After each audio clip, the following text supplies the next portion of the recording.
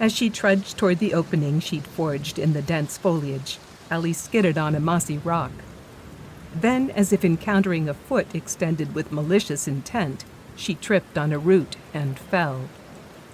She rolled and lay still, face up.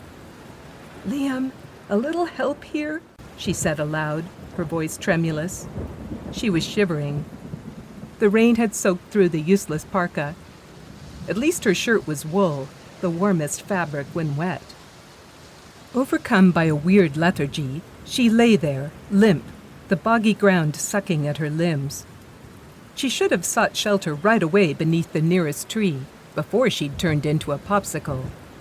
Her hands were numb, and her teeth were chattering.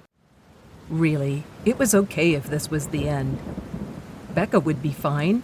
She had a large family and lots of friends, and Allie was drowsy. If she fell asleep and never woke, that would be a fairly painless way to go. The words, "Soldier on," echoed in her head, something Liam used to say if she dared rail against a pitiless universe. She was ever the good little soldier, or tried to be. "Not this time, bro," she whispered. "Soldier on." The words were louder this time. She blinked away the drops of water on her eyelids and shielded her face with her arm. Then she smelled it. Smoke. Was there a campsite nearby? She rolled onto her side, clambered to her feet, and wiped the dirt from her hands on her hiking pants. What if the keeper of the fire were a survivalist or a serial killer? What if he was the Green River Killer? Could she fight him off? A few years had passed since her self-defense class. Close to hysteria, she let loose a crazy giggle. She was picturing Bigfoot warming his hairy hands at a fire pit. If Bigfoot did exist, was he more human or ape?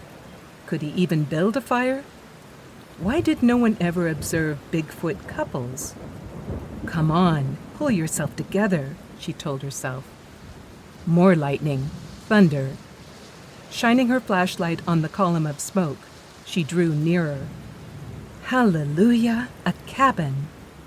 It was made of logs, with a shingle roof, and rested on a platform amid the trees, a wraparound porch of sorts.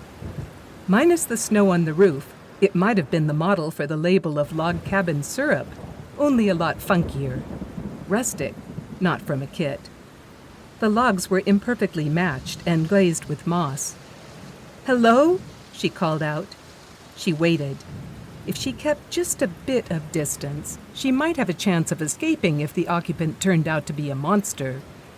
Although human monsters didn't usually reveal their true natures right away. They could appear normal and harmless, even cute, like Ted Bundy. It seemed like only yesterday they'd executed him, 6 years ago, in 1989. Escape where? Whoever the occupant was, she had no choice but to throw herself at their mercy. She just stood there, unsteady on her feet, the trembling and chattering threatening to fell her like a rotten snag. The rain was back to the light pitter-patter more typical of the rainforest. It was so quiet she could hear guitar music. She took a few more steps, then shouted, "Hello? Hello?" A door opened, and a man stepped out.